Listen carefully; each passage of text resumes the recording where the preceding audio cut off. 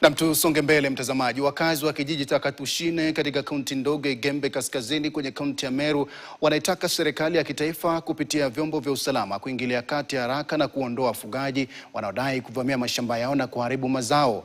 Wakizungumza wakati wa mkutano wa wakulima walioathirika, mbunge wa eneo hilo Nkuja Maore anasema wafugaji hao ambao pia ni wa jamii ya Wameru wamehama kutoka maeneo mengine na kufanya makazi ya mkoani humo bila ridhaa ya wakazi wa maeneo hilo. Wakazi hao ambao kwa kiasi kikubwa wanategemea kilimo cha tegemeo lao la maisha, wanasema kuwapo kwa mifugo mingi katika eneo hilo kumesababisha hasara kubwa.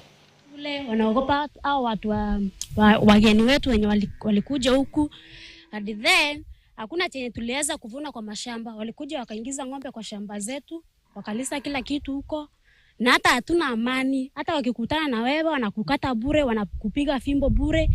Hata kwa manyumba wakikuta unaweka hata chakula kwa nyumba, wanafunja nyumba, wanachukua hiyo chakula. Na ni ombi yangu kwa serikali iweze kusaidia watu wa area hii ili waweze kupata haki yao, kwa sababu wakulima na wafugaji ni kitu kimoja, lakini hapa imesindi. Wafugaji wamehangaisha wakulima. Ukiangalia kwa mashamba hakuna mahindi, hakuna marawe, hakuna hata njugu, hakuna anything.